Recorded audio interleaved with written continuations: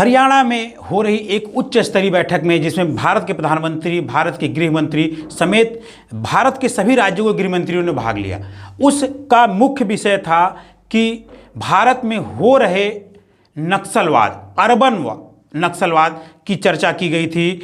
नमस्कार मेरे साथियों, मेरे प्यारे विद्यार्थियों, मैं आज आप लोगों के सामने द हिंदू की इस एडिटोरियल करूंगा जिसमें यूएपीए अनलॉफुल एक्टिविटी या प्रिवेंटिव एक्ट की बात की गई है, जो कि एक बहुत ही महत्वपूर्ण लाया गया था। जो पढ़े लिखे लोग हैं, जो एक तरह से सफ़ेद पोश है, उनका क्रिमिनल की तरफ, उनका नक्सलियों की तरफ झुकाव और सरकार के विरोध में जाना, इसके बारे में ये बात की गई है। हरियाणा में ये उच्च स्तरीय बैठक हुई जिसमें भारत के प्रधानमंत्री समेत भारत के गृह मंत्री और सभी राज्यों के गृह मंत्रियों ने भाग लिया और वहाँ पर यह निष्कर्ष निकाला गया। प्रधानमंत्री नरेंद्र मोदी का साफ इशारा था कि क्या कारण है कि आज जेल में बहुत सारे वकील और बहुत सारे छात्र हैं, आखिर उनको कौन गुमराह कर रहा है, वो किसके द्वारा गुमराह हो रहे हैं, इसी बात की उसमें चर्चा की गई थी।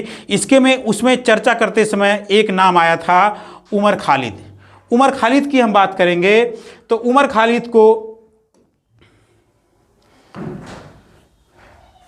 खालिद को दिल्ली दंगों के संदर्भ में उनको गिरफ्तार किया गया था। उसके पहले हम जान लें कि ये यूएपीए एक्ट क्या है।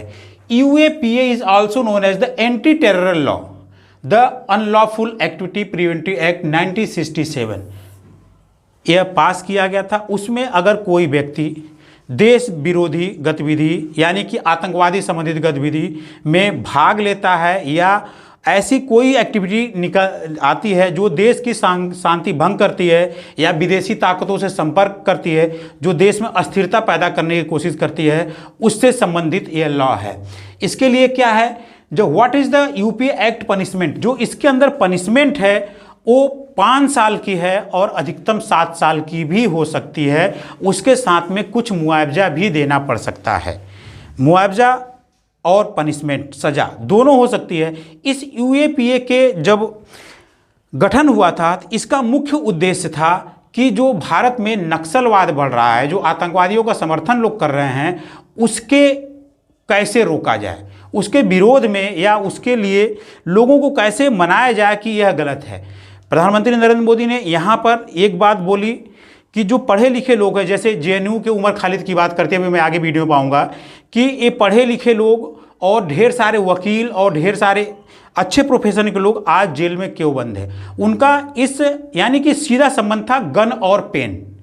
What is the relation between gun and pen, gun और पेन का क्या संबंध है और यह गन और पेन नक्सल की तरफ क्यों। गन का तो सबको पता है, लेकिन ये पेन देश की शांति भंग क्यों कर रही है।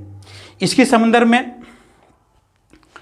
हम बात करते हैं। इसमें उमर खालिद की जब बात करते हैं, दिल्ली हाई कोर्ट ने अभी उमर खालिद की जो बेल की दरखास्त थी उसको खारिज कर दिया। उमर खालिद 2020 से दिल्ली दंगों में 2020 सितंबर 2020 में दिल्ली में दंगा हुआ था वेस्ट दिल्ली में, जिसके लिए उनको गिरफ्तार किया गया था। ये जेएनयू के छात्र थे और इनको दंगे को भड़काने के लिए इनको उकसाने के लिए इनको गिरफ्तार किया गया था और इनकी बेल अभी फिर से रिजेक्ट कर दी गई है, जिससे यह मुद्दा फिर से चर्चे में आया है। और मैं आपको बता दूं कि ये उमर खालिद वही हैं जिनका नाम बार बार कन्हैया कुमार के साथ भी लिया जाता है।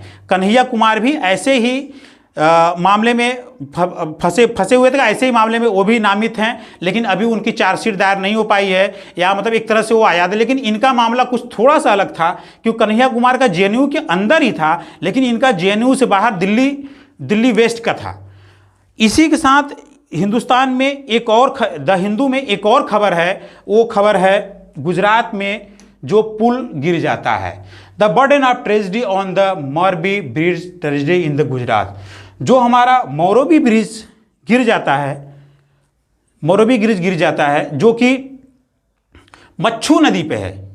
मच्छू नदी जो कि गुजरात में बहती है, उस पर एक ब्रिज था, जैसे राम झूला, जैसे हरिद्वार में राम झूला और लक्ष्मण झूला है। ये रस्सी का जो रोप होता है, रोपवे होता है एक तरह से, जो रस्सी वाला होता है उस वैसा था।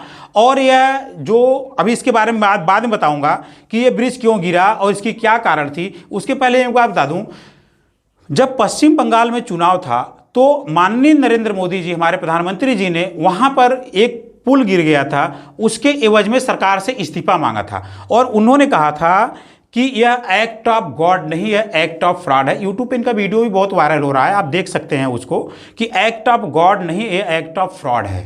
तो आज वही वीडियो फिर से वायरल हो रहा है। अभी हमारे पास वीडियो है नहीं तो हम आपको दिखाते, और वैसे भी यूट्यूब आपको मिल जाएगा। तो एक्ट ऑफ फ्रॉड है। अब गुजरात में भाजपा की सरकार है और गुजरात में पुल गिर गया है और गुजरात में चुनाव भी होने वाला है, तो उनका वीडियो खूब जम के वायरल हो रहा है, खूब ज़्यादा ट्रोल किया जा रहा है। लेकिन इन सब से अलग, राजनीति से अलग, मानवीय संवेदनाओं की बात करें तो यह बहुत ही दुर्घटना बहुत ही दर्दनाक है और बहुत ही उन लोगों के साथ हमारी संवेदना है जिनके परिवार के लोग उसमें ख़त्म हुए हैं। लेकिन सरकार की क्या कमी है? अभी कुछ समय पहले ही 26 अक्टूबर को ही उस पुल को रीऑर्गेनाइज किया गया था और उस पुल के बारे में कहा जाता है कि उसका जो टेंडर दिया गया था एक ऐसे लोगों के पास दिया गया था जिनको कोई भी एक्सपीरियंस नहीं था, जिनके पास किसी भी प्रकार का एक्सपीरियंस नहीं था। जैसे राफेल के बारे में कहा जाता है, राफेल का टेंडर अडानी ग्रुप को आपको दे दिया गया, सॉरी रिलायंस ग्रुप को आपको दे दिया गया। राफेल का टेंडर अनिल अंबानी की कंपनी रिलायंस को दे दिया गया है। अनिल अंबानी के पास हथियार वगैरह विमान उमान बनाने का कोई एक्सपीरियंस नहीं है, फिर भी इतना बड़ा टेंडर राफेल का अनिल अंबानी को दे दिया गया। उसी तरह यह पुल की जो सिक्योरिटी का जिम्मा था, इसके रिपेयर का जिम्मा था, एक ऐसी कंपनी को दिया गया जिसके पास ऐसा कोई भी तजुर्बा नहीं था। तो ऐसे सरकार क्यों करती है? क्यों अपने चंदे के लालच में, अपने व्यक्तिगत पार्टी के हितों के लालच में देश के साथ ऐसा अत्याचार, ऐसा अन्याय क्यों करती है? लेकिन यह सरकार की बात है, सरकार अपना समझेगी। हमें तो द हिंदू की इस आर्टिकल के बारे में बात करेंगे। अब आगे बढ़ते हैं, इसमें थोड़ा सा जो हमारा मोरबी ब्रिज है वह एक झूलता हुआ ब्रिज है जो कि काफ़ी पुराना है और आज़ादी से पहले 1887 में इस ब्रिज का निर्माण किया गया था। मोरबी के तत्कालीन राजा बाघाजी राव ठोकरे ने इसका निर्माण करवाया था।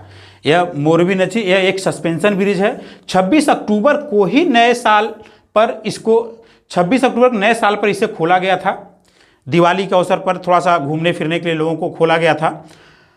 अब गुजरात जो है एक तरह से काफ़ी संपन्न देश है, काफ़ी संपन्न राज्य है, काफ़ी अमीर राज्यों की श्रेणी में आता है। वहाँ पर ढेर सारे पर्यटक आते हैं और पर्यटक किसी भी राज्य के लिए एक बहुत बड़े आय के स्रोत होते हैं। और पर्यटक ऐसी जगहों पर जाते हैं, लेकिन अगर पर्यटकों को ही जान का खतरा हो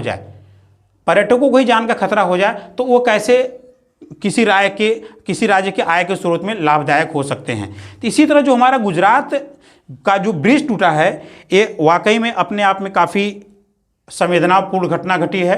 लेकिन यह सवाल अभी भी रह जाता है कि ऐसे हादसे कब तक होते रहेंगे? हम राजनीतिक द्वेष में कब तक एक दूसरे के ऊपर आरोप प्रत्यारोप करते रहेंगे? जनता को सही चीज़ सही दामों पे दी जा रही है, लेकिन उसके एवज में जान क्यों ली जा रही है? ये प्रश्न हमेशा अनसुलझा सा रहेगा। वीडियो पसंद आया तो वीडियो को लाइक जरूर करिएगा, चैनल को सब्सक्राइब करके अधिक से अधिक शेयर करिएगा। धन्यवाद।